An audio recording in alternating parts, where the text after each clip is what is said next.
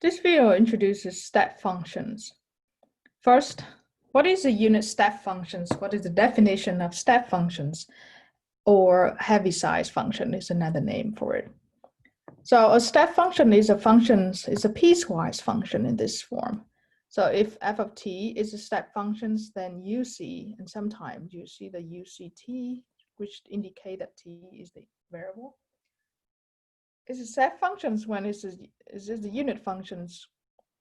So the value of the function equal to 0 for t less than c, and the value of this function equals to 1 for t is greater than c.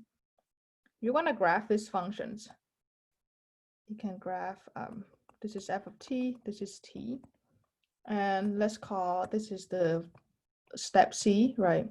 So the function changed the value after this step right here. So it's at first it's 0, very simple.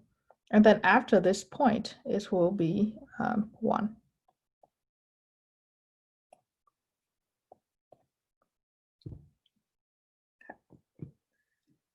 Well, this is a unit step function, and you're going to use this unit step functions in order to build up step function as it gets more complicated. Well, the next example, let's look at a step functions in terms of the difference of the two step functions. For t is positive or non-negative, and you want to graph these functions. But before you can graph this function, because it's good to convert the step functions into the piecewise functions, right? So then we would know how to. It's easier for us to graph it. Okay. Well, let's look at the first step function u pi t. We know the step is at pi. What does that mean? That means the function is 0 when t is less than or equals to pi, less than pi.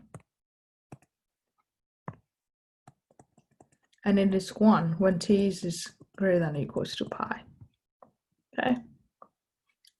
And the second one, which is u 2 pi t. So you know that is 0 when t is less than 2 pi. And it's 1 when t is greater than or equals to 2 pi. Okay. Now you just have to combine this using a minus sign, right? Because it's u pi t minus u 2 pi t. Combine these two together, and you see that there's 3 different intervals or 2 different steps that we have to consider. So first, when t is less than pi. The second, when pi and t is in between pi and 2 pi. And the last one is when t is greater than or equals to 2 pi. What happened here? As we can see that when t is less than pi, in the first step functions, the value equal to 0. On the second step function, the value is still equal to 0. So it's going to be 0 minus 0. When t is in between pi and 2 pi, then the value of the first step function is 1. The value of the second step function is still 0. So 1 minus 0 is 1. Okay. When t is greater than or equals to 2 pi, then the value of the first function is 1, and the value of the second function is also 1. So that means it's 0. So this is your piecewise function that you get from the step functions. And you can try to graph it. Now is it much easier, right? You have t and h of t. Okay, you have pi and 2 pi. You know that the value of the function equals to 0 from where t is less than pi. It's going to be 1 where t is in between pi and 2 pi, to this one here. And it's going to be 0 again when t is greater than 2 pi. So this is how the step function looks like. And this is how you convert it to piecewise functions, right? Using the definitions of step functions up here. You can pay a little more attention to this step functions and this functions here. Okay. you can see that you can create, you can convert it directly. You can skip this step a little bit by pay attention to all the steps, pi, right? You have pi and 2 pi, so for sure you need to have 3 intervals, pi, pi to 2 pi, and greater than 2 pi's. And then how to come up with this 0, 1, 0 here. It's the 0 because before the step functions here, you don't have anything, so you have 0. Okay, plus u pi t. And how can you come up with 1? So it's from 0 and jump to 1. So that means the coefficients of the step functions here has to be 1, right? You increase by 1. So you take 1 minus 0, you get 1 here. So this is just multiplied by 1.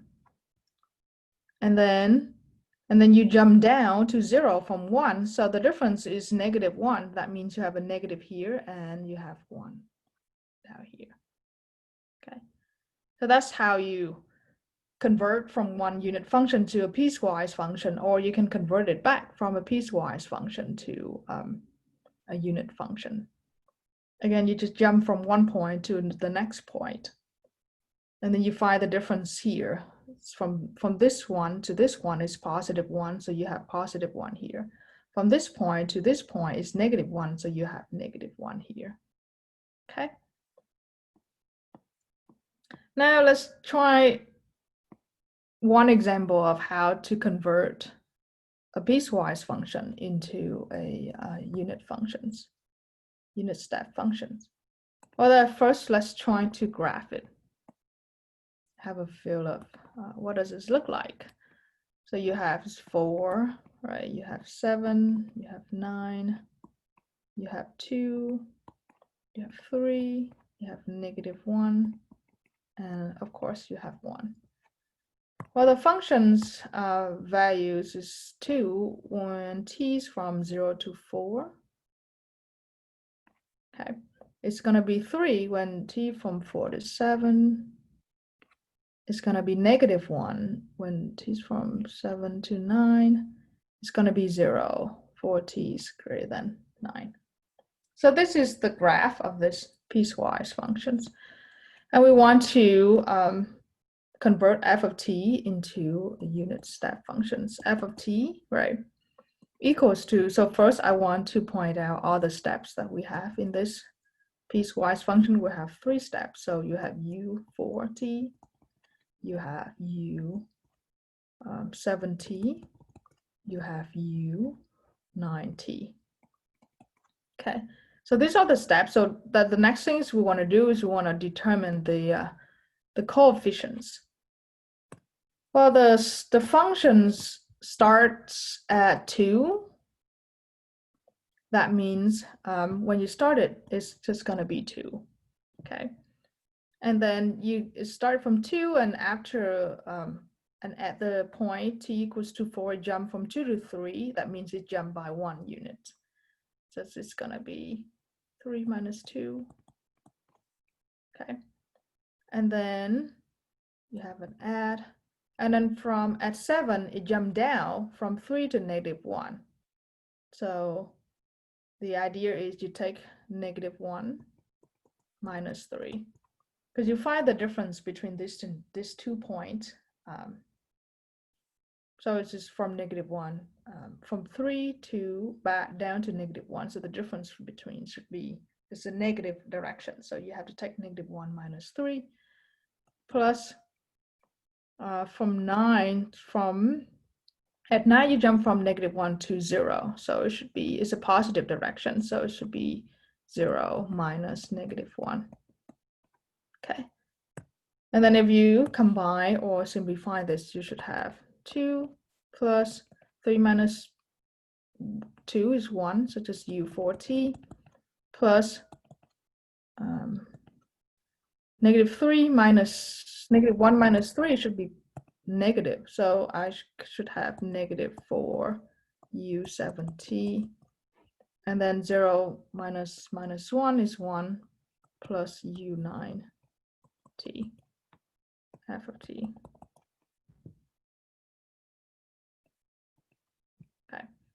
So this is the function f of t in terms of unit or step functions. So from this step function, you can convert it to the piecewise functions.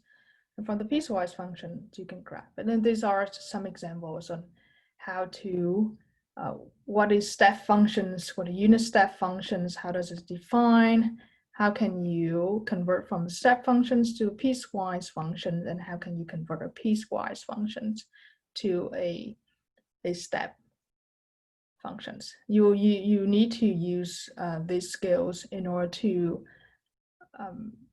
apply Laplace transform to step functions to solve initial value problems later.